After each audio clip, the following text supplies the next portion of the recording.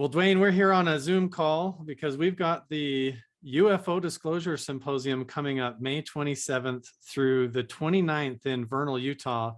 And you're going to be there along with Charlie Boy from Blind Frog Ranch. But you've been involved up in the Uintah Basin for over a decade now. How did that all get started? And how did you get roped into buying land up in the Uintah Basin, Duane? Well, that is a long story. So it's a crazy time, but I kind of watched my parents die in hospice, and in doing that, I felt like at that time we need to check out to see if there's more things out there that maybe could help other people. And so, as far as medical, not saying our medical is not good, but maybe there's more to it. And so we went on a journey, and basically I wanted to find out whatever's weird. And in saying that, I didn't have a clue what I was talking about, because we ran into a lot of weird stuff. And what was even weirder about it was we were dealing with ex-NASA retired people. We dealt with a lot of folks, and what was more weird than anything was everything they told us was working. So we dealt with all types of different technologies. And then up there in the Uintah Mountains, there was some scientists and that whole group called the Healing Center that needed kind of, you might say, a high-risk contractor to go up there and help try to prove up that project. And we went up there for a period of 90 days or less, and never really accomplished anything up there. And so I ended up saying I'd buy the project out and just keep it going. And then there was another fellow up, and in turn we kept the project going, and that's when everything just started getting wilder and wilder. So that's how I ended up there. I didn't realize that, Duane. So before you purchased the land up there and began working on all your projects, you actually had a bit of an idea of some of the strange phenomenon that was occurring up there. Did you know that there had been UFOs sighted in the sky up there? Oh, no, not at all. Whenever we thought we were good at what we did in the Amarillo, Dumas, Texas area, go up there in the mountains, and we know what we're doing on equipment, things like that, but we never had a clue what we were going to run into as far as the wild stuff. Didn't have a clue. We got our hat handed to us. How long were you up there working and operating on the ranch when you started noticing that it was unusual and there was strange activity occurring in the area? Well, on the west side, that's where we dropped in, and that's where we was dealing with George Stevens. He was ex-CIA, worked in the Vietnam era.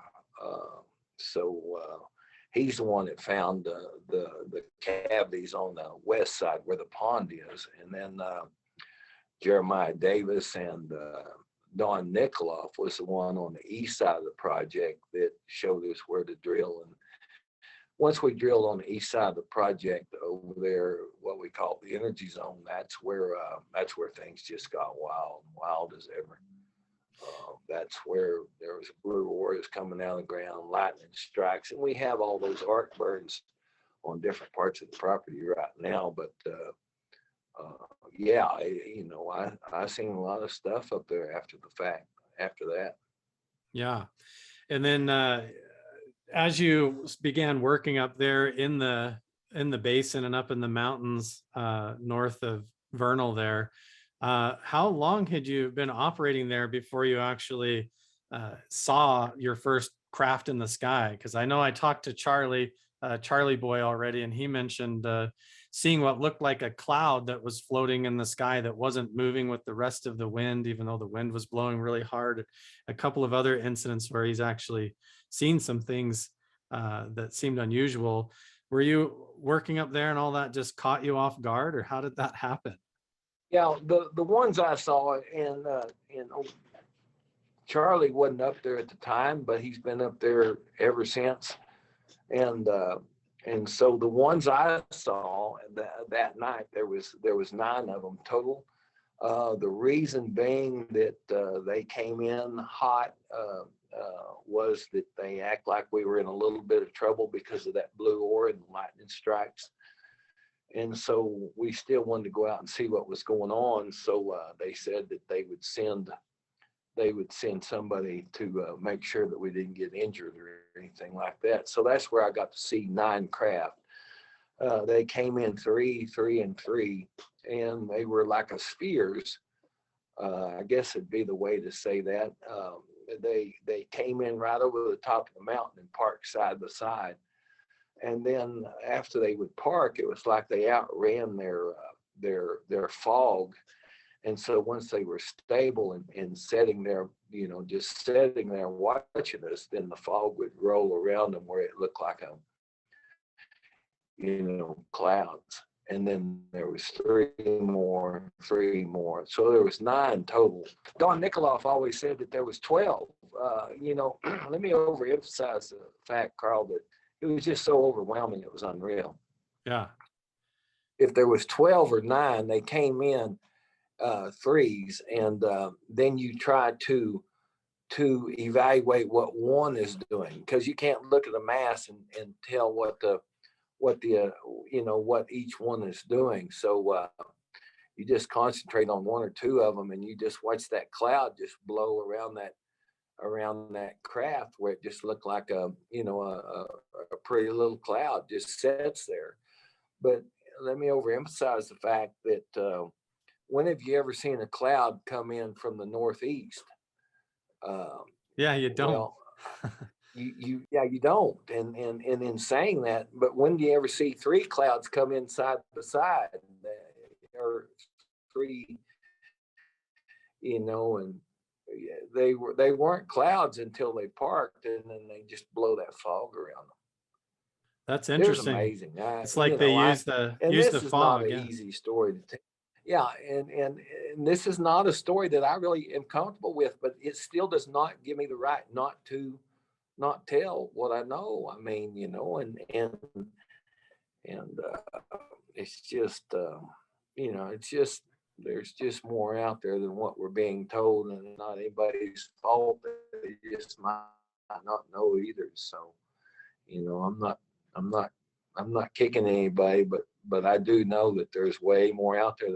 Yeah, you know more than most, Duane. It seems like now it's coming out more and more. We had the U.S. Navy and the Pentagon admit a couple of years ago that the Tic Tac footage and the gimbal and go fast UFO footage are valid unknown objects. And now here we have the UFO Disclosure Symposium coming up May 27th through the 29th, where we're going to be revealing 4 new pieces of UFO footage that the world hasn't even seen yet to be analyzed. And so I'm excited. Duane, what are you looking forward to as far as this upcoming symposium and seeing this new footage? So real quick, what's going to be neat about you guys putting this on is it helps for what I've been saying all along. And it's a bumpy road whenever you have a story like this and you don't have no backup. And now you guys are going to have backup on things that are, it's huge to me. And we need to keep telling what we know, and that will help other people come forward to get to tell their story, that there's more out there than, our creator's just more creative than what we're being told, I guess. Yeah, don't shoot the messenger, right? It's been a rough ride. Yeah, and it's been a rough ride to tell this story, and people look at you like you lost your rocker, but it still does not give you the right not to tell your truth. And so it's been a challenge. It's been controversial. There's collateral damage to this whole deal, but you still have to move forward and tell your grandkids and your kids that, hey, maybe there's something else out there. Maybe they'll make a different directional way that they go do things, I guess. I don't know.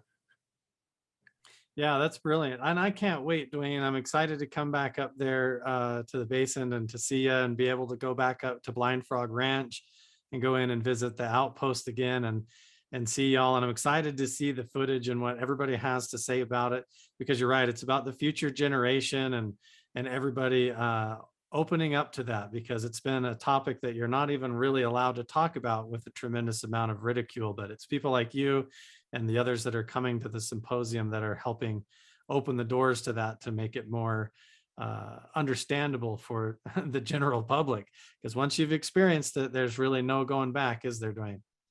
No, you can't put it back in the box, and you would there we're not put on this earth to lie to ourselves just so it's going to be more comfortable for us. We have to move forward with our truth, and regardless how bumpy it is, you still go forward. I couldn't agree more.